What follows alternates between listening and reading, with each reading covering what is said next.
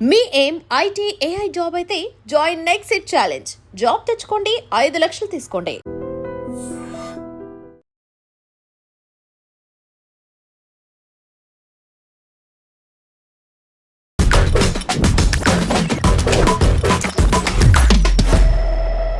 Hi hello నమస్తే, welcome back to our channel. నేను మీ వైషు.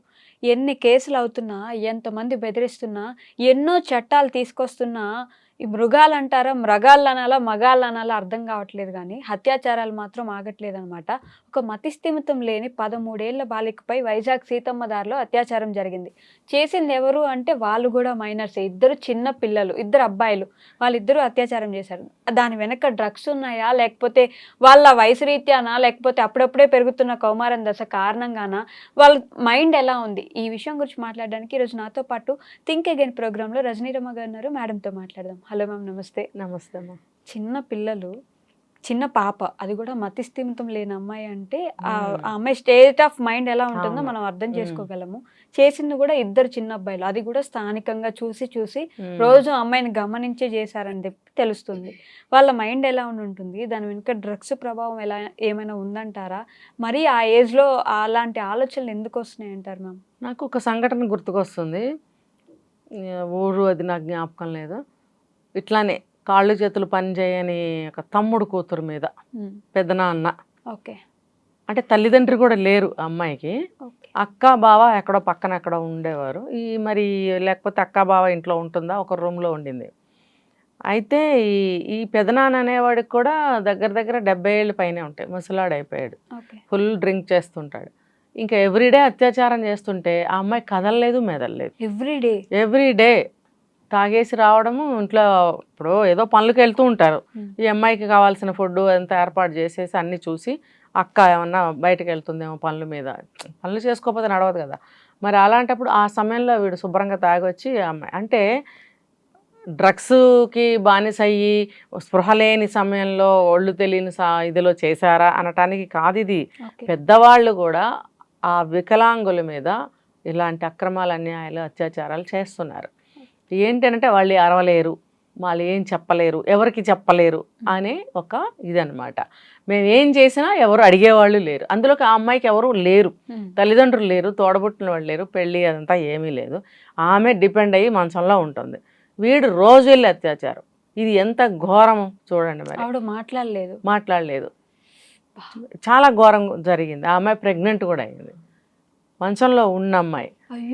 మరి వాడిని ఏమనాలి? వాడు మృగం అంటానికి కూడా లేదు. అది వాడిని ఇంకా వేరే భాష ఉంది వాడిని తిట్టడానికి. సరే, ఇప్పుడు అది అప్రస్తుతం.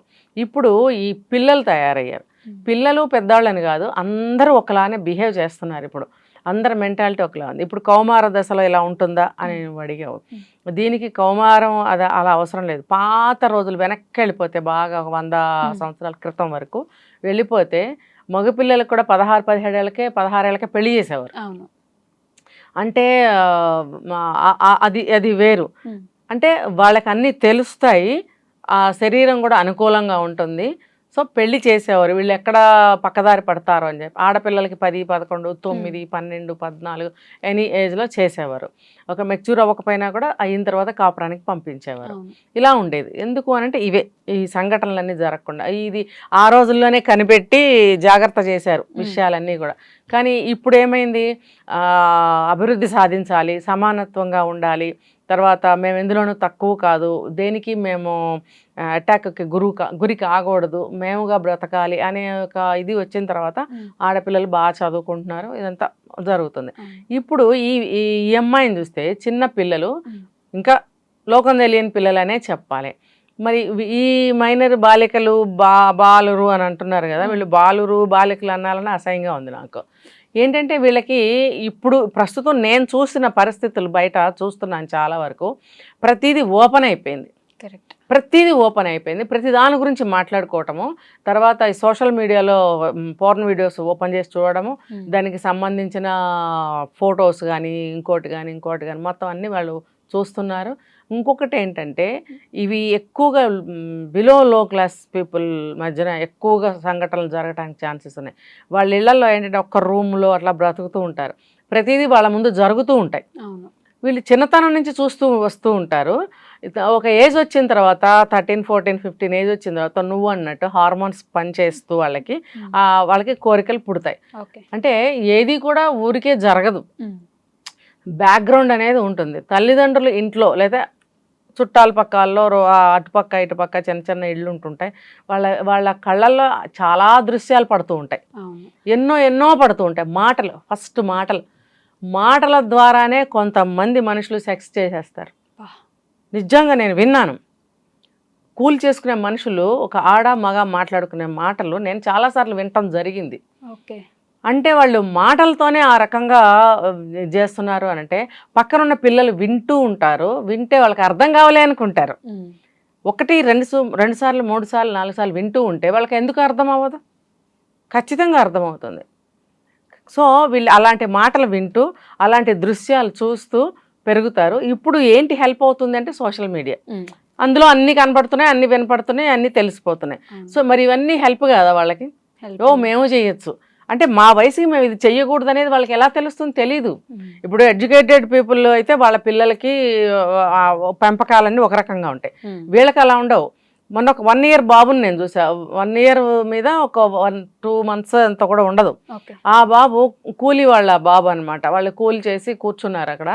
ఈ బాబు అట్నుంచి ఇటు రాళ్ళు అక్కడ మోసి ఇక్కడ వేస్తున్నాడు, ఇక్కడ రాయి తీసి అక్కడ వేస్తున్నాడు, అక్కడ రాయి తీసి. నేను 1.5 hour అబ్జర్వ్ చేసా ఆ బాబుని. అంటే తల్లిదండ్రులు ఏం చేస్తే వాళ్ళు అలాగే చేస్తారు. ఏ కేటగిరీ అయినా సరే, మనలో అయినా వాళ్ళలో అయినా ఎవరిలో అయినా సరే తల్లిదండ్రులు ఏం చేస్తే పిల్లలు అదే చేస్తారు. సో ఆ తల్లిదండ్రులు ఏం మాట్లాడుకుంటారు? ఏ పిచ్చి మాటలే మాట్లాడుకుంటారు. వీడికి అవే వింటూ ఉంటాడు. మరి వాళ్ళు పొద్దునుంచి సాయంత్రం దాకా చేసే పని ఏంటి? రాళ్ళు ఎత్తడం, సిమెంట్లు ఎత్తడం, ఇవే. సో వాడికి అదే చేయటం వస్తుంది, ఇంకా వాడికి అది చేయటమే వస్తుంది. సో 1 year బాబు ఇంతంత చిన్న చిన్న రాళ్ళు అక్కడి నుంచి పట్టుకొచ్చి అది సరిగ్గా పెట్టలేకపోతే దాన్ని కదిపి ఇలా అని సెట్ చేశాడు. ఎంత వండర్ అయిందో నాకు. అంటే వాళ్ళు పని చేసేటప్పుడు అబ్జర్వేషన్ అనమాట. ఈ అబ్బాయి రాయి ఇలా పెట్టాలి అని. సో ఏ మాట మాట్లాడినా అదే నేర్చుకుంటాడు, ఏ దృశ్యాలు చూస్తాడో అదే కరెక్ట్ అనుకుంటాడు. ఇప్పుడు ఆ కేటగిరీ ఆఫ్ పీపుల్ పిల్లలతో ఏం మాట్లాడతారు, ఏం నేర్పించగలుగుతారు, అవే వాళ్ళు నేర్చుకుంటారు, నేర్పగలుగుతారు. చదువుకున్న వాళ్ళైతే వేరే విషయాలు నేర్పిస్తారు. సో పాష్గా ఉంటారు, వాళ్ళకు కూడా కొంచెం మంచి చెడ్డలు తెలుస్తాయి. అయితే వీళ్ళకి అసలు కంప్లీట్ గా అవకాశమే లేదు ఒక మంచిని నేర్చుకోవడానికి. ఎక్కడన్నా నోటికి ఒకళ్ళు ఇద్దరు ఉంటారు, అదొద్దు ఇదొద్దు అనేవాళ్ళు ఉంటారు. నువ్వు ఈ పనిగా చేసేది నువ్వు చదువుకోవాలి అనేటోళ్ళు తక్కువ ఉంటారు, కానీ ఇదే ఎక్కువ చూసి పెరుగుతుంటారు. సో ఒక ఏజ్ వచ్చిన తర్వాత వాడికి ఒక సాధనం కావాలి. ఇప్పుడు చూస్తున్నాడు ఇక్కడ చుట్టుపక్కల అమ్మా నాన్నలు కానీ చుట్టుపక్కల కానీ వేరే ఎక్కడైనా చూస్తూ ఉంటాడు. అది నేను చేయాలి, నాకు ఎలా కుదురుతుంది, నేను ఎవరితో చేయాలి, ఒక సాధనం కావాలి. అది పిచ్చిపిల్ల, మంచి పిల్ల, చిన్నపిల్ల, పెద్ద పిల్ల, ముసలా ముతక అనవసరం. వాడికి ఒక సాధనం, వాడి దృష్టిలో ఆ అమ్మాయి కాదు, ఒక సాధనం అంతే. అలా వెతుకుతూ ఉంటారు. ఇదైతే నోరు లేనిది లేకపోతే కాళ్ళు లేనిది, ఎవరితో చెప్పలేదు అని మొదలు పెడతారు. ఓకే, నేను కూడా ఒక సినిమా చూసాను. ఆ సినిమాలో తండ్రి అతను, కూతురు చిన్నమ్మాయి. అయితే ఆ అమ్మాయి ఏమనుకుంటే ప్రతిదానికి రిస్ట్రిక్ట్ చేస్తుంటాడు, బయటకు వెళ్ళొద్దు అది అని. అయితే ఆ అమ్మాయి ఫోన్లో ఎవరికో చెప్తుంది, నాకు 18 years వస్తాయి రేపు, ఎలాగో నేను ఇంట్లోంచి వెళ్ళిపోతాను, ఈ నస భరించలేకపోతున్నాను అని చెప్పేసి. 18 years వస్తున్నాయి అని అమ్మాయి అనిందని ముందే ఎత్తుకెళ్ళి రూమ్లో వేసేసి డోర్ పెట్టేస్తాడు. డోర్ పెట్టేసి 18 years నుంచి ఆ అమ్మాయికి 40 years వచ్చేదాకా అదే రూమ్లో ఉంచి రోజు ఆ అమ్మాయితోటి అసభ్యంగా ఇది చేసి ఆ అమ్మాయిని ప్రెగ్నెంట్ చేస్తాడు. వాళ్ళ కూతురు తను మంచి రిచ్ ఫ్యామిలీనే, వాళ్ళ వైఫ్ సపరేట్ గా వదిలేసి ఈ అమ్మాయిని ప్రెగ్నెంట్ చేస్తాడు. ఆ అమ్మాయికి ఒక బేబీ పుడితే ఆ అమ్మాయితో కూడా సేమ్. ఇది రియల్ స్టోరీ, రియల్ గా జరుగుతున్నాయి. ఇప్పుడు మొన్న కూడా ఒకటి విన్నాం కదా, ఒక పెళ్ళైన అమ్మాయిని నిన్ను ప్రేమించానని అన్నాడు. ఆ అమ్మాయి ఏం చేసింది, తర్వాత పెద్దలు ఒప్పుకో వేరే పెళ్లి చేసుకుంది, 2-3 పిల్లలు పుట్టారో లేదు తెలియదు. వీడు మళ్ళీ ఏం చేశాడు, నేను పెళ్లి చేసుకుంటాను రా, వస్తావరా అని బెదిరించి మళ్ళీ తీసుకెళ్ళి పెళ్లి చేసుకుని 2 పిల్లల్ని, ఆడపిల్లల్ని కన్నాడు. కానీ వాళ్ళకి 8 ఏళ్ళు 12 ఏళ్ళు 11 ఏళ్ళు వచ్చిన తర్వాత వీళ్ళు నేను నిన్ను పెళ్లి చేసుకోలేదు, లేకపోతే నేను ఆ పిల్లలకి తండ్రిని కాదు అంటే, ఇది ఎలాంటి పెళ్ళి, ఎలా కలిసి ఉంటున్నాం, పెళ్లి గిళ్ళు ఏం లేదు ఇక్కడ, కలిసి ఉంటున్నారు. కలిసి ఉంటున్నాం కాబట్టి పుట్టారు. నేను తండ్రిని ఎలా అవుతాను, నీకు తాళి కడితే కదా నేను ఆ పిల్లలకు తండ్రి అవుతాను మూర్ఖత్వంగా వాదించి ఆ పిల్లల్ని కూడా అత్యాచారం చేస్తే ఆ అమ్మాయి బయటకు వచ్చి కేసు పెట్టింది. ఇలాంటివి చాలా జరుగుతున్నాయి. సో ఈ పిల్లల దగ్గరకు వస్తే కనుక వీళ్ళకి విచక్షణ జ్ఞానం, తెలివితేటలు, ఒక మంచి చెడు ఏం తెలియదు కాబట్టి వీళ్ళు అలాంటి పనులు చేయడానికి ఒడిగడుతున్నారు. ఇంకా చెప్పాలంటే 7 సంవత్సరాలు 6 సంవత్సరాలు 8 సంవత్సరాలు ఉన్న పిల్లలు కూడా బీడీలు తాగుతారు నేను చూశాను. అలాగే ఇప్పుడు డ్రగ్స్కి అలవాటు పడదు. డ్రగ్స్ అంటే ఏదో పెద్ద కాస్ట్లీగా ఉండేవి తీసుకెళ్ళి అలవాటు పడతారని అవసరం లేదు వాళ్ళకి సంబంధించినవి ఏవో ఉంటాయి. ఓకే. అలాంటివి కూడా తీసుకోవటం, మత్తు పదార్థాలకి అలవాటు పడటం, బీడీలు తాగటం, కళ్ళు తాగడము, చిన్నప్పటి నుంచి వాళ్ళ ఇళ్లలో ఏం జరుగుతాయి అవన్నీ వీళ్ళకి కూడా వచ్చేస్తాయి. ఆ తల్లిదండ్రులకి ఇది తప్పు అని వాళ్ళకి తెలీదు, వాళ్ళకి తాగిస్తూ ఉంటారు. నేను ఎన్నిసార్లు చూశాను, నా చిన్నతనం నుంచి చాలా చూస్తూనే వచ్చాను. సో ఇవన్నీ కూడా కారణాలు, వాళ్ళకి ఒక ఆలోచన లేకపోవటము, విచక్షణ లేకపోవటానికి కారణాలు ఇవన్నీ. సో అలాంటప్పుడు ఇలాంటి పనులు చేస్తారు. నేను చూశాను కాబట్టి చెప్తున్నాను. ఇంకా ఇలాంటివన్నీ ఎలా తగ్గుతాయి మ్యామ్? అసలు ఎలా తగ్గుతాయంటే, నా ఆలోచన ప్రకారం అయితే ఎవరైతే ఇప్పుడు చైల్డ్ లేబర్ కూడదు అని చట్టం అయితే పెట్టారు, మరి వాళ్ళని ఏం చేయాలి? ఏదో గవర్నమెంట్ స్కూల్స్ ఉన్నాయి, వాటికి తీసుకెళ్ళి జాయిన్ చేయండి అంటారు. ఏ తల్లిదండ్రులు జాయిన్ చేయరు. ఫర్ ఎగ్జాంపుల్ ఎక్కడో కాలనీలో మారుమూల కన్స్ట్రక్షన్స్లో చేరతారు వీళ్ళు, అక్కడి నుంచి కన్వీనియన్సెస్ ఉండవు వీళ్ళకి. 1 ఇయర్కో ప్రతి 1 ఇయర్కి ఏ బిల్డింగ్ కన్స్ట్రక్ట్ అయితే అక్కడికి వెళ్ళిపోతుంటారు వీళ్ళు. మళ్ళీ ఆ ఏరియా మారిపోయినప్పుడు మళ్ళీ స్కూల్ ఇబ్బంది అవుతుంది, చదివించలేకపోతున్నారు. మరి గవర్నమెంట్ స్కూల్స్ ఎన్నుంటే కూడా వీళ్ళు ఎందుకు చదవలేకపోతున్నారు? వాళ్ళు తీసుకెళ్ళాలి, తీసుకురావాలి. ఎలా వెళ్తారు వాళ్ళు? అమ్మోళ్ళ నుంచి వాళ్ళకి ఒక కన్వీనియన్స్ వెహికల్ కావాలి, పిల్లలు వాళ్ళు వెళ్ళలేరు, మరి దారి తప్పుతారు, అటు ఇటు పోతారు. ఇన్ని సమస్యలు ఉండటం వల్ల వాళ్ళు పనిలో పెడుతున్నారు కానీ స్కూల్కి పంపించట్లేదు. అసలు ఫస్ట్ క్లాస్ కూడా చదవరు వాళ్ళు, 1 ఇయర్ కూడా చదవరు అనమాట వాళ్ళు. వీళ్ళు కొంచెం 5-6 ఏళ్ళు వచ్చిన దగ్గర నుంచి రాళ్ళు అందించటము, కర్రలు అందించటము, వాళ్ళ అమ్మ దగ్గరికి సాయం చేయటం, ఇలా 9 ఏళ్ళు వచ్చేవాడు కూలీలో చేరిపోతారు వాళ్ళు. ఊరికి చిన్న సహాయాలు అనమాట. ఎవరన్నా వచ్చి పట్టుకోకుండా, జీతానికి కూలీ పెట్టకుండా చేతి కింద పెట్టేసుకుని ఒక 14-15 ఏళ్ళు రాగానే అంత అవుతారు కదా, వీళ్ళు అప్పుడు పెద్దవాడు అయిపోయాడని చెప్పి కూలీకి పెడతారు. అప్పుడు డబ్బులు వస్తాయి, కొంచెం పెరుగుతారు కదా. ఇంకా ఈ యజమానులు కూడా ఏం చేస్తున్నారంటే, చూసి చూడనట్టుగా ఒక కూలీ కావాలి కదా అని చెప్పి పెట్టేసుకుంటున్నారు. ఫ్యామిలీ ఇక్కడ ఉంటే మనకి అందరూ వచ్చి పని చేస్తారు అన్నట్టుగా జరుగుతున్నాయి, బాగా జరుగుతున్నాయి. ఇవన్నీ కళ్ళారా చూస్తున్నాం. సో వాళ్ళకి చదువులు ఉండవు. నేనేమంటానంటే, వీళ్ళ కోసం ప్రత్యేకంగా ఎక్కడెక్కడ ఉన్నారో సర్వే చేసి ఇలాంటి పిల్లలందరినీ తీసుకెళ్ళి కొంచెం హాస్టల్స్ అనేవి ఏర్పాటు చేసి అందులో పెట్టి బలవంతపు చదువులు చదివించాలని నేను చెప్తున్నా. ఇప్పుడు ఆర్ఫన్ స్కూల్స్ ఉన్నాయి, లేదా బాయ్స్ హాస్టల్స్ ఉన్నాయి, గర్ల్స్ హాస్టల్స్ ఉన్నాయి. అలా ఇష్టం ఉన్న వాళ్ళు తీసుకెళ్ళి జాయిన్ చేస్తున్నారు. అలా కాదు. ఇప్పుడు అనాథ పిల్లలని ఎలా అయితే సేకరించి అనాథ శరణాలయాల్లో పెడుతున్నారో, అలాగే వీళ్ళను కూడా కూలినాలు చేసుకునే పిల్లల్ని, ఎవరైతే 5 సంవత్సరాల దగ్గర నుంచి ఉన్న పిల్లల్ని అందరినీ గ్యాదర్ చేసి బలవంతపు స్కూళ్ళల్లో వేసి చదివించాలి. అటువంటి చట్టం తీసుకురావాలి. చైల్డ్ లేబర్ చట్టం తీసుకొచ్చారు కానీ ఇది ఎందుకు తీసుకురాలేదు? పోనీ చట్టం వరకు వెళ్ళొద్దు, ప్రతి ఏ స్టేట్కి ఆ స్టేట్ ఉన్న గవర్నమెంట్ ఏదైతే ఉందో, పాలనలో ఉన్న గవర్నమెంట్ వాళ్ళు చేపట్టాలి. వాళ్ళ స్టేట్ బాగుపడుతుంది కదా. వాళ్ళ స్టేట్లో కనీసం మైనర్ల అత్యాచారాలు, మైనర్ల హత్యానేరాలు, వేరే నేరాలు కానీ జరగకుండా చూసుకోవాల్సిన బాధ్యత ఆ స్టేట్ గవర్నమెంట్కే ఉంటుంది. ఇంకొకటి ఏంటంటే, అలా ఉండటం వల్ల ఆ స్టేట్కే మంచి పేరు వస్తుంది. ఫలానా గవర్నమెంట్ ఉన్నప్పుడు ఇలా జరిగింది, మంచి జరిగింది అనే పేరు మిగులుతుంది. సో దాన్ని ప్రతి గవర్నమెంట్ మారిన ప్రతిసారి కూడా వాళ్ళు కంటిన్యూ చేస్తూ ఉండాలి. ఇదేందుకంటే రాష్ట్ర సంక్షేమం కోసం, ఇంకొకటి ఏమీ లేదు కదా, స్టేట్ బాగుపడుతుంది. సో ఇప్పుడు తమిళనాడుని తీసుకుంటే కనుక అక్కడ బెగ్గర్స్ ఉండరు, ఎక్కడా ఉండరు. కానీ ఎక్కడ పడితే అక్కడ డ్రైనేజ్ కాలువల మీద కానీ, రోడ్డు పక్కన కానీ, ఎక్కడ పడితే అక్కడ లేబర్ ఉంటారు. వాళ్ళకి ఎక్కడుంటే వాళ్ళు ఒక చిన్న గుడిసె వేసేసుకుంటారు. వాళ్ళకి జీవనోపాధి తమిళనాడు గవర్నమెంట్ ఎప్పుడు కంటిన్యూస్ ఎన్ని సంవత్సరాల నుంచి ఏ గవర్నమెంట్ వస్తే ఆ గవర్నమెంట్ కల్పిస్తూనే ఉంది వాళ్ళకి. ఏంటంటే ఏదో ఒక పని చేసుకుని బ్రతకాలి. పూల వ్యాపారమా, లేకపోతే ఇంకొకట కాయల వ్యాపారమా, పళ్ళ, కూరగాయలు, ఏదో ఒకటి అమ్ముకుని బ్రతుకుతారు వాళ్ళు. ఒక్కళ్ళు కూడా బెగ్గర్స్ ఉండరు. బట్ బెగ్గర్స్ ఉంటారు. వాళ్ళు ఎవరయ్యా అంటే తెలుగు వాళ్ళు. ఇక్కడి నుంచి మైగ్రేట్ అయ్యి వెళ్ళిపోయి అక్కడ తెలుగు వాళ్ళు మనల్ని అడుక్కుంటూ ఉంటారనమాట. తమిళియన్స్ ఎక్కడ కూడా ఉండరు, బెగ్గర్స్ ఉండరు, మన తెలుగు వాళ్ళే. వాళ్ళని పట్టుకుని నేను తిట్టి, ఈ స్టేట్ పరువు తీయకండి మీరు అని చెప్పి తిట్టిన సందర్భాలు కూడా ఉన్నాయి నాకు. ఆ స్టేట్లో ఒక్కళ్ళు కూడా బెగ్గర్స్ ఉండరు. ఇంకా వాళ్ళకి ₹1 పథకం కింద భోజనాలు కూడా ఆ గవర్నమెంట్ అరేంజ్ చేసింది. అవి తినేసి వస్తారు, ఆ డబ్బు అమ్ముకుంటారు. ఆ డబ్బులతో మళ్ళీ సరుకులు కొంటారు, ఆ పూలో కాయలో మళ్ళీ అమ్ముతారు. అలా వాళ్ళు సొంతంగా బ్రతుకుతున్నందుకు గాను జయలలిత గారు ఉన్నప్పుడు వాళ్ళకి టీవీలని, మిక్సీలని, గ్రైండర్లని, ఇలా చాలా వస్తువులు కూడా ఇంటికి సంబంధించినవన్నీ ఇచ్చారు కూడా. కరెక్ట్.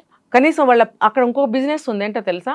పిండి రుబ్బుకుని, దోశ పిండి, ఇడ్లీ పిండి ప్యాక్ చేసి ఆ పిండి కూడా అమ్మే బిజినెస్ చాలా బాగుంది. ఇప్పుడు అక్కడ చూసే మన వాళ్ళు ఇప్పుడు మొదలు పెట్టారు.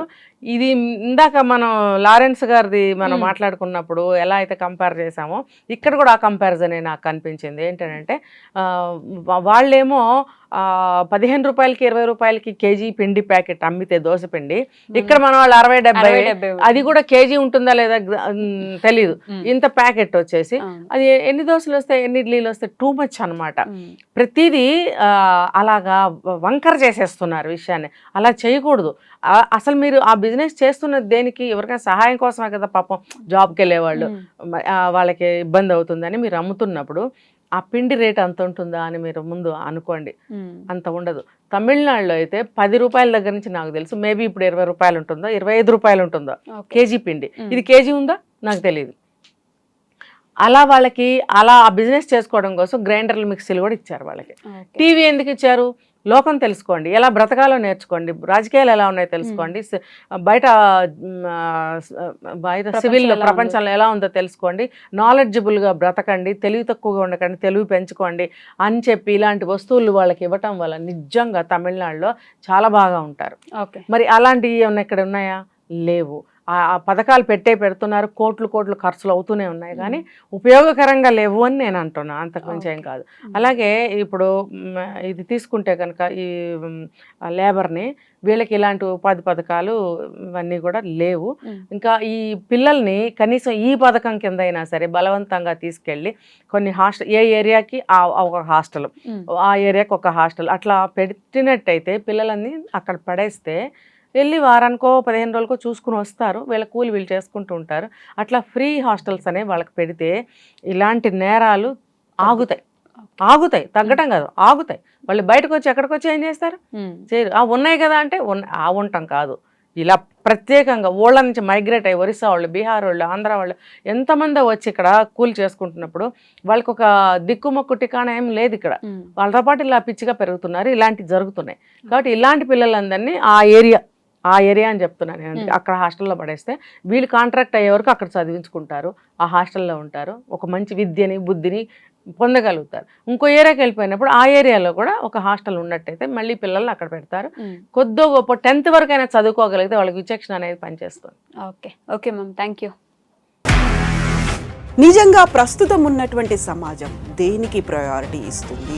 ఆర్థిక సంబంధాల చుట్టూ మాత్రమే తిరుగుతోంది. మళ్ళీ ఎన్నికలంగానే చాలా విరక్తి కలుగుతున్నాం. మంచి అనిపిస్తుంది కదా, లేడీస్ కూడా ఛాలెంజింగ్ జాబ్స్ చేసినప్పుడు చాలా బాగుంటది. ఫుడ్ డెలివరీ ఇవ్వటానికి వెళ్ళినటువంటి డెలివరీ బాయ్ అనిల్ పై కళ్ళ ముందు